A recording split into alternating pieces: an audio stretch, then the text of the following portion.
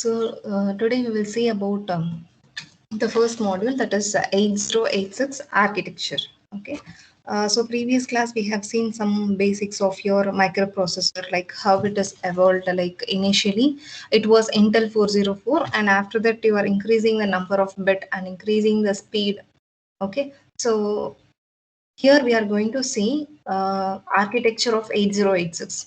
So when I say architecture of 8086, it means this is a 16-bit microprocessor. This is the first 16-bit microprocessor. And here you can see the clock speed and what is the data bus, address bus. And it is having 1 megabyte of memory. So these are some features of this 8086. So in this first module, you have architecture of this 8086 and the addressing modes. What are the addressing modes are there, and what are the instruction sets are there. So that's what we are totally going to see in this first module.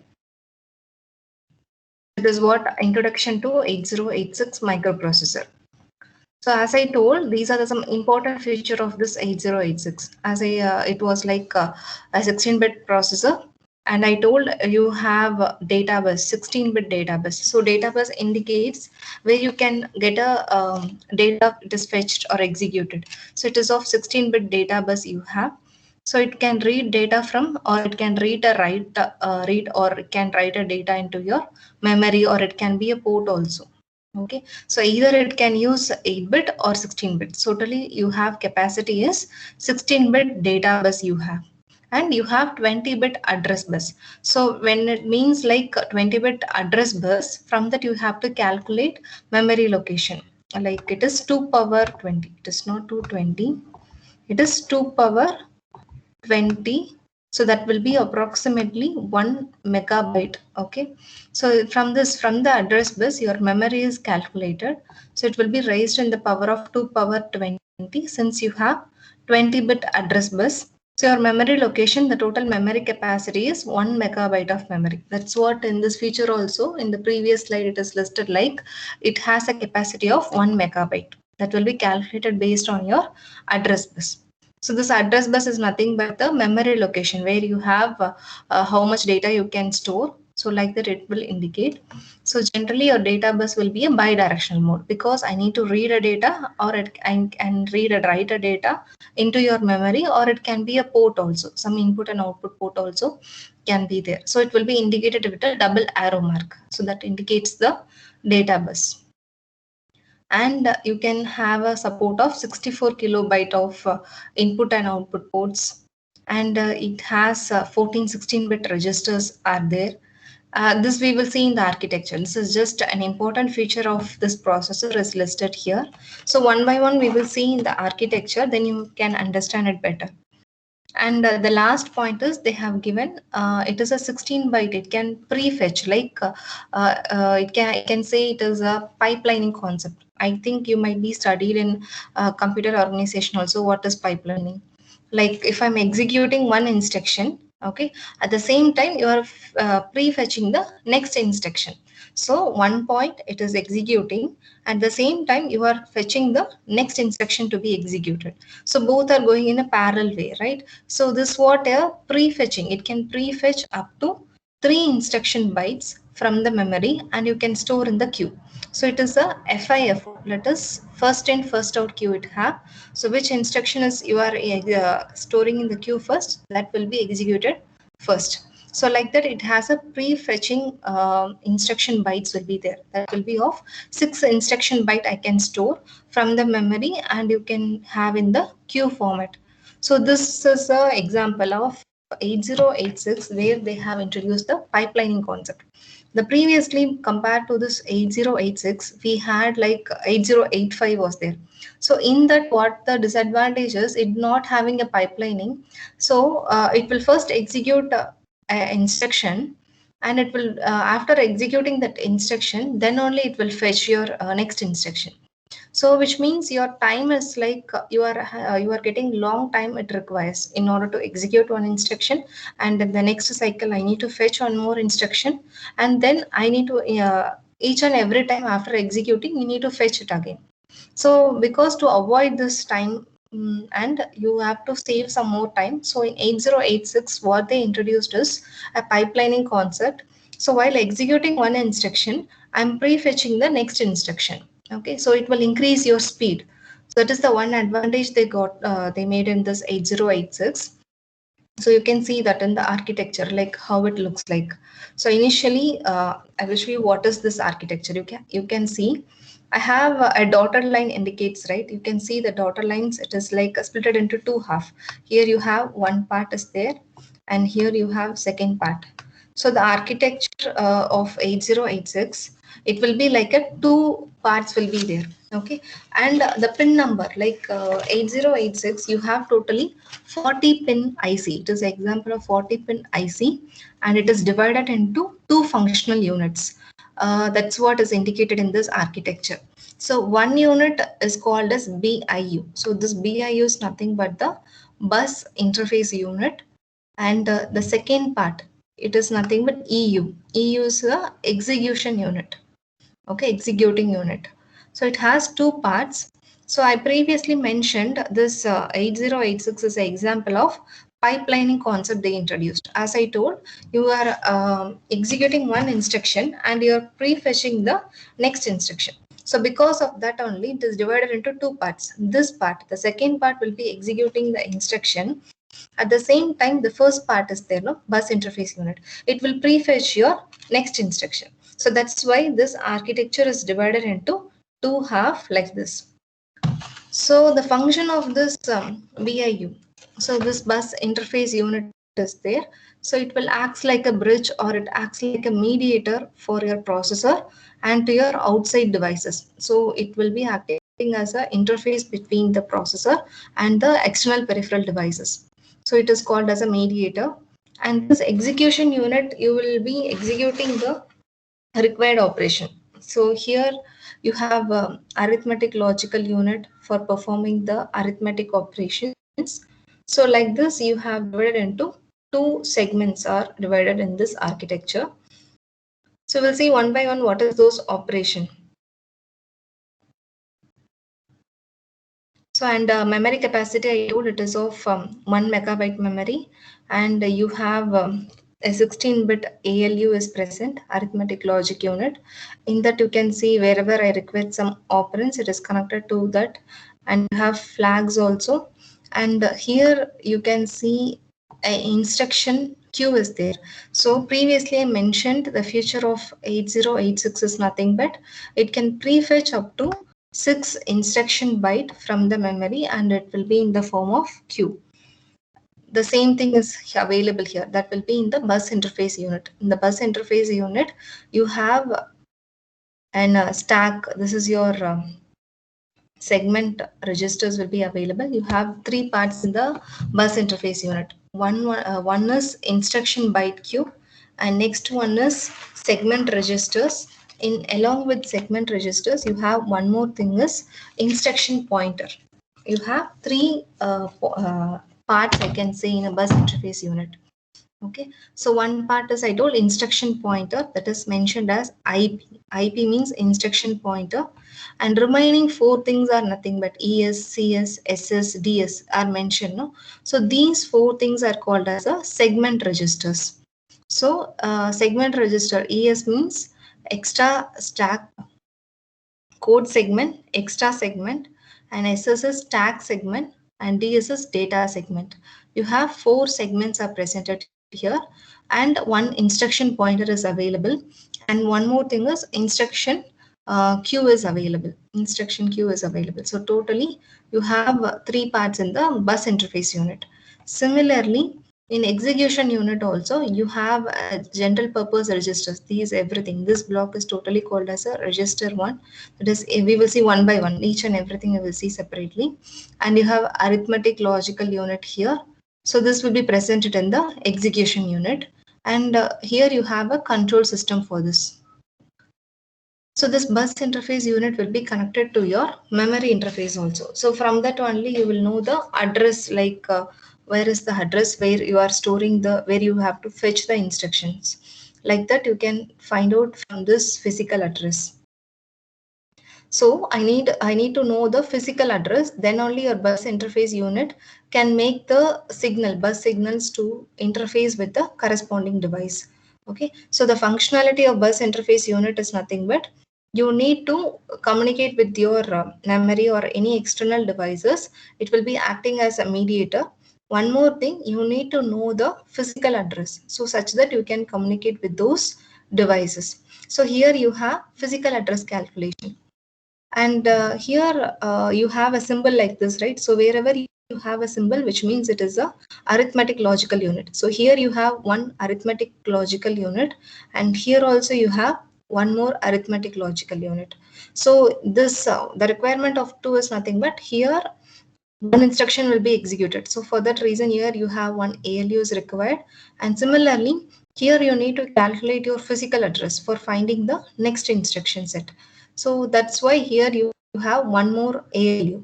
Okay, so you need to calculate the physical address. So we will see how the physical address is calculated. So as I told, the functionality of bus interface unit. So you have to send out the particular address. You need to fetch the instruction from those memory. And one more thing is you need to read a data. Either it can be from the port or it can be from the memory, or you need to write a data from the port or it can be from the memory. So these are the basic functionality of your bus interface unit. So it need to simple words what is given, you need to handle all those transfer of data, transfer of addresses from which I need to execute. So all this will be done in the bus interface unit. So for that you need to know the physical address of your devices. So for finding the physical address, I need to first get the segment address and offset address.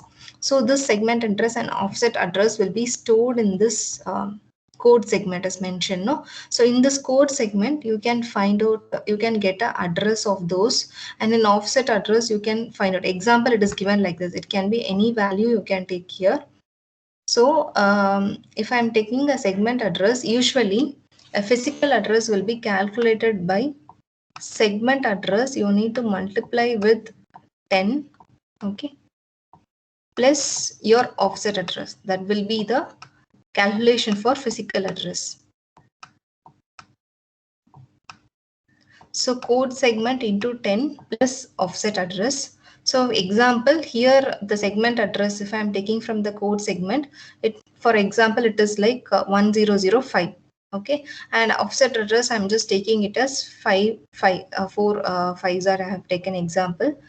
When you multiply with 10, when you multiply this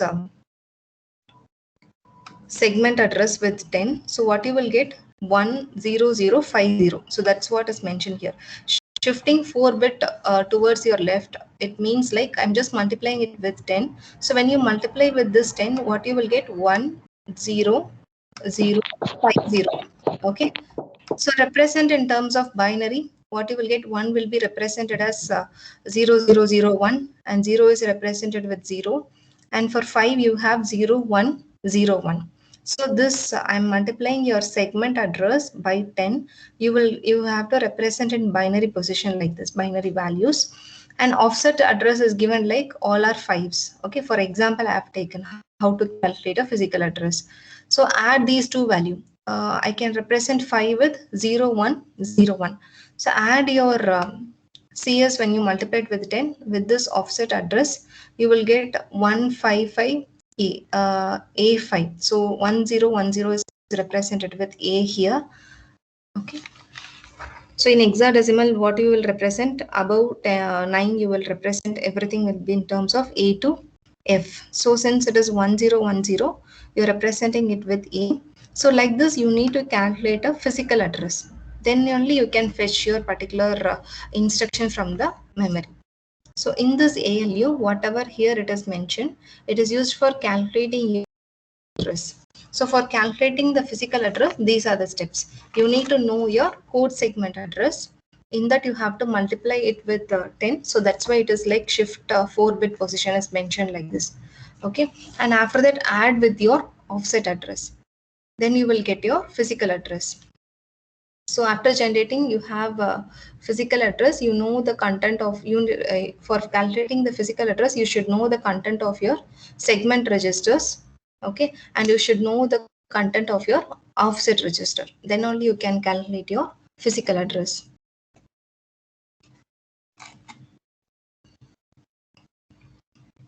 And in execution unit, what it will do, as I told, BIU has to know where I need to fetch the instruction, from which I need to get an instruction. Like that, it will give some information. It will tell those things to your BLU. And one more one more function of this execution unit is nothing but it is directly, it will execute certain instruction. At the meantime, it is telling the BIU using this control system where to fetch the next instruction. That information will be transferred to your BIU.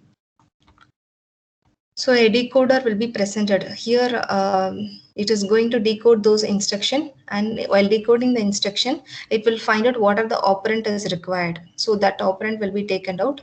In ALU, you will perform, because in execution unit you have a 16-bit ALU is present.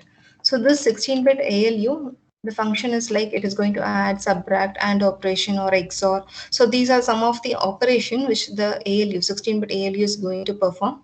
So main thing is you need to decode the instruction and you need to execute the instruction. So these are the main functionality of your execution unit.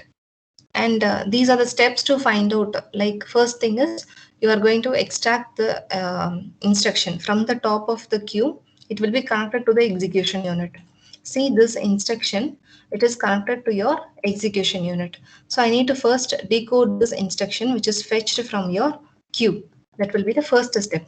So you have to extract this instruction first from the top of the queue, which is in the BIU unit, and you need to decode those instructions. So while decoding those instructions, you know like what are the necessary operands are required. So first thing is generate this, and I need to get those operand address, no? So I need to again connect it to your BIU in order to perform, like if I need to read the operand or you need to write certain things in your memory means, again you need to make an interface to your BIU, and you have to perform those operations in the arithmetic logical unit based on your instruction. So these are the general functions of your execution unit. And we will see what are the data. Here you have many functions are mentioned, right? Here you have general purpose registers. So we will see each and everything separately. The first one is you have a general purpose register. There it is mentioned, right? AX, BX, CX, DX. So like that, they have mentioned these registers. So these are the general purpose registers available in your 8086. So each will be of 16-bit registers. Okay. So these registers is available in your execution unit. You can see here that is AHAL is mentioned. That is nothing but AX. Okay. So totally when I specify like AX means it is 16-bit. Okay. So this 16-bit is split into 8 and 8. So H indicates higher bit and L indicates your lower bit. Okay. The letter H, L and H is used to specify whether it is a lower byte or higher byte, like that it is. Okay. So if I mention like a simple, if I write like AX means it is totally of 16-bit register. If I just specify it is only AH means it is a higher byte of your register. Okay. Similarly, like this, you have 4 registers are available like AX, BX, CX and DX.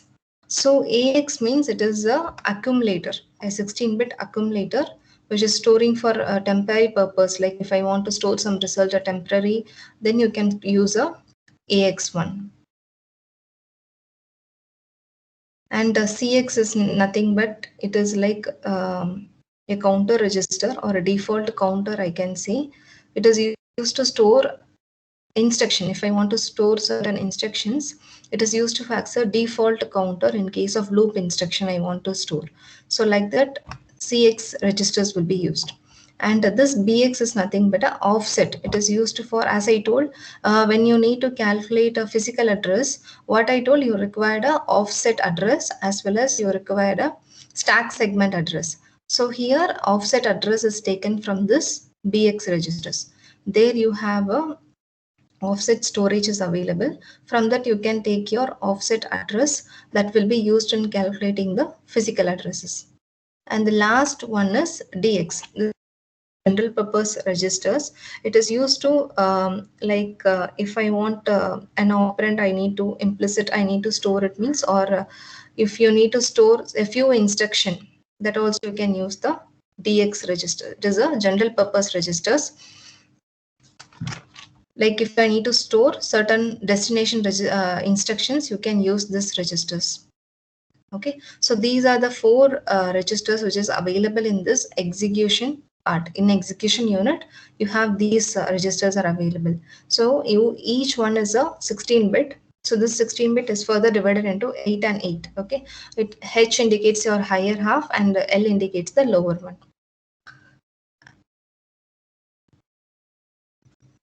So next part is like SP, BP is mentioned, that we will see what is that.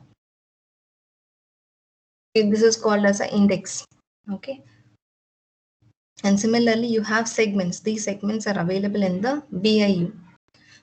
It is code segment, stack segment, data segment, extra segment. Similarly, for status, you have flags are available, instruction pointers are available.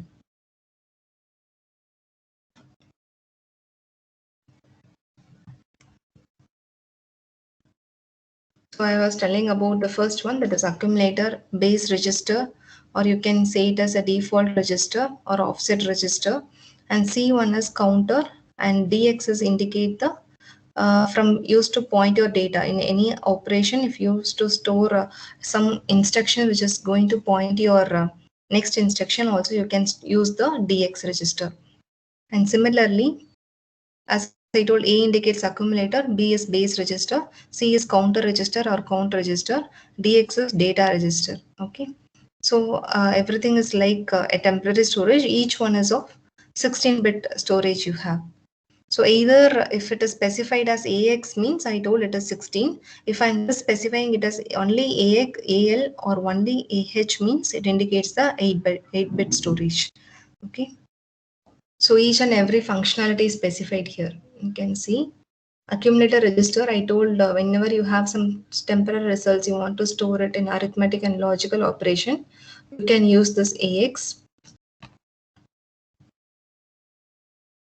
So in BX register, you will get an offset value, which is need to be used in calculating your physical address.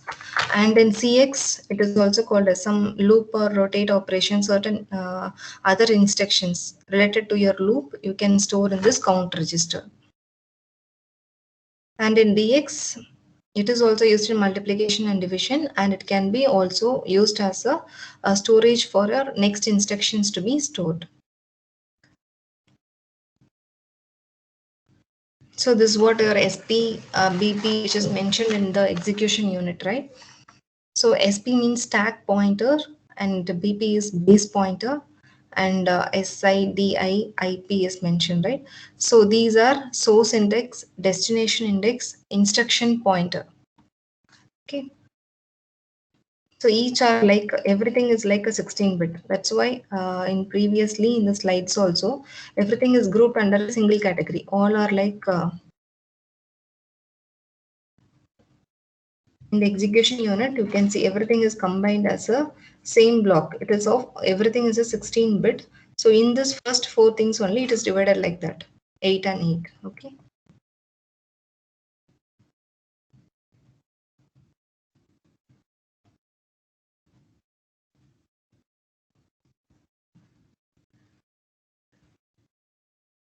So here example they have, I think you might be seeing what is this instruction. MOV means I'm going to get this one SI.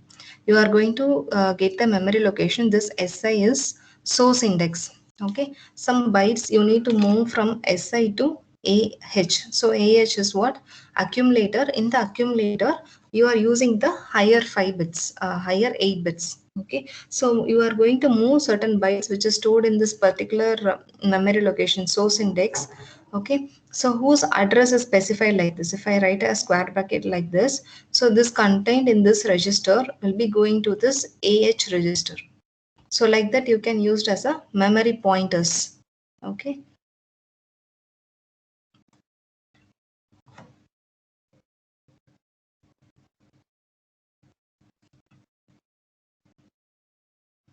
And next one is flag. These are very important flag registers. So in the execution unit, there is just specified as flag, right? So this flag is elaborated like this. So totally you have value from 0 to 15. This is the flag registers of 8086.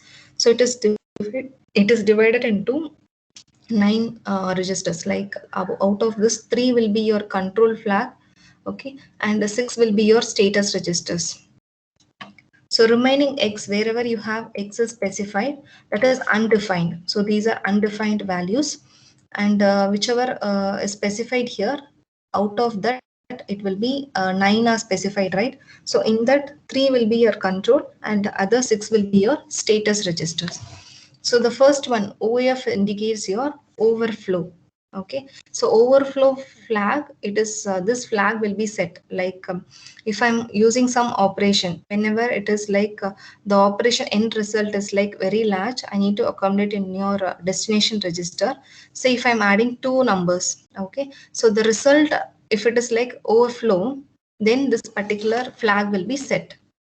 Okay, if the result is more than 7-bit in size, okay, in case of 8-bit operation, if it is more than 15-bit means, then this flag will be set, because whenever overflow occurs in any operation, this flag will be set. And the next one is DF. So DF indicates the direction flag. If the flag is 0, if the flag bit is 0 means, what it will do, you have to process from the lowest address to the higher address. It will automatically auto increment. It will work in a auto increment mode. That is whenever you are using a string manipulation instruction, so that we will see what is string manipulation instruction. So in that instruction, whenever this flag is 0 means, which means you have to process from your lower address and you have to move to the higher address. Auto increment you have to do. Otherwise, it will be processed from, if this flag is not 0. Okay. Otherwise, it will start from higher address towards your lower address. So auto decrement mode, it will work in two modes. One is auto increment and another one is auto decrement.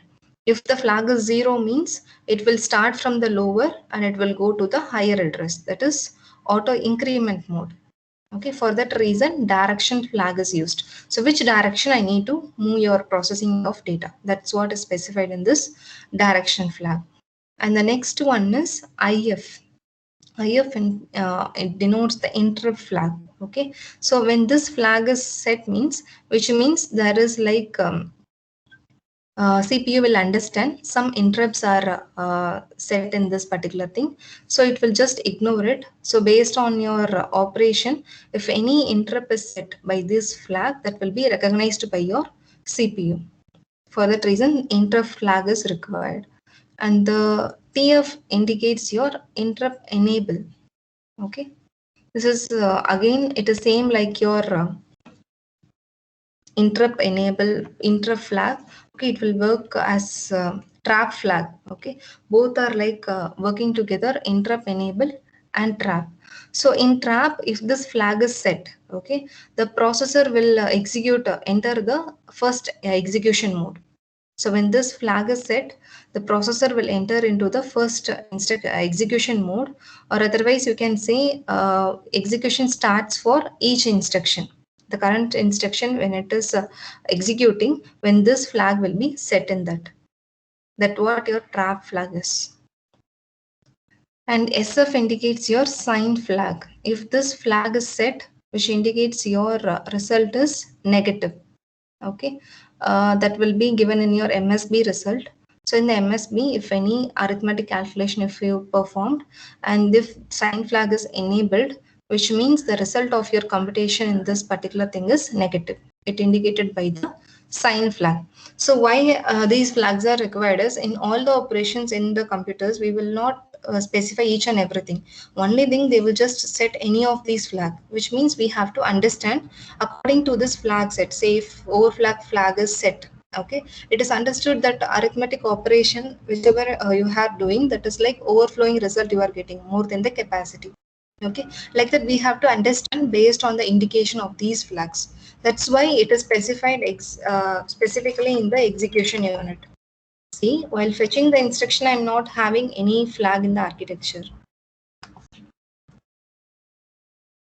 in the architecture, you can see I'm not having any kind of flags in the bus interface unit.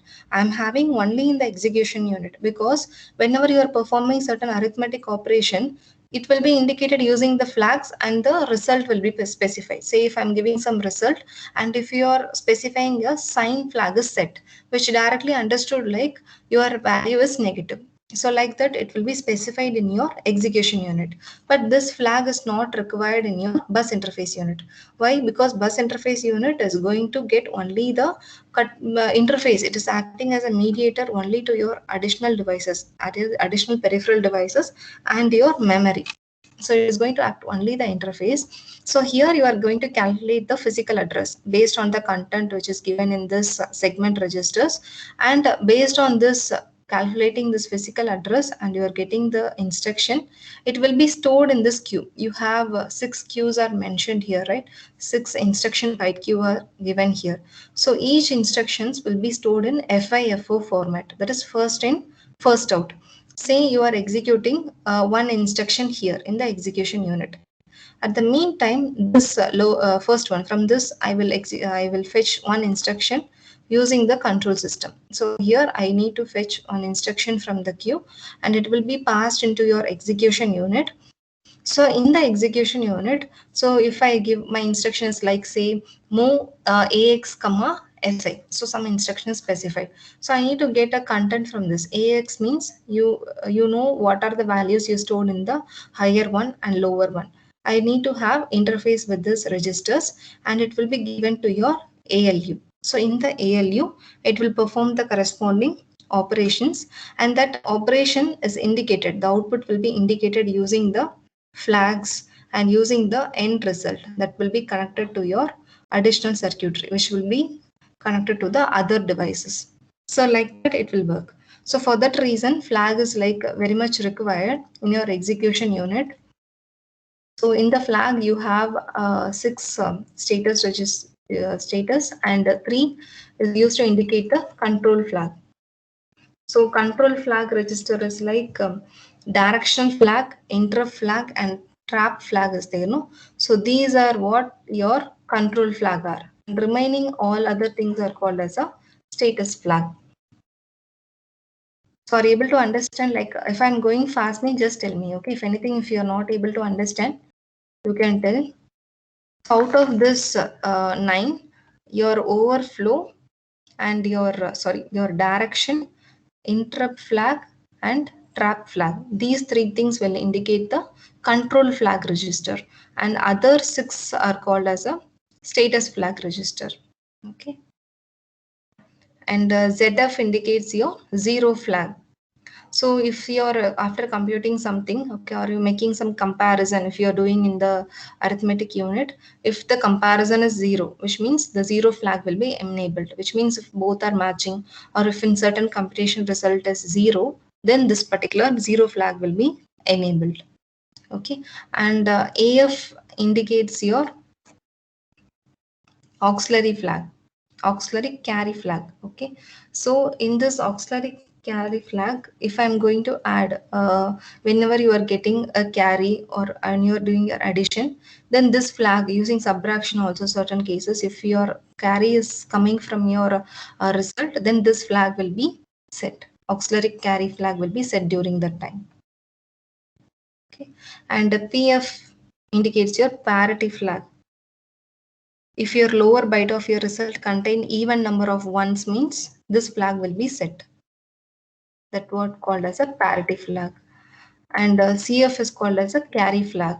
So it is directly mentioned, carry flag will be set whenever it is carried out in MSB. Here you have specified auxiliary carry, that is different from this. Okay, auxiliary carry means it is carry from the lower nibble, that means lower addition. You have MSB as well as we will see what is that higher carry and lower carry.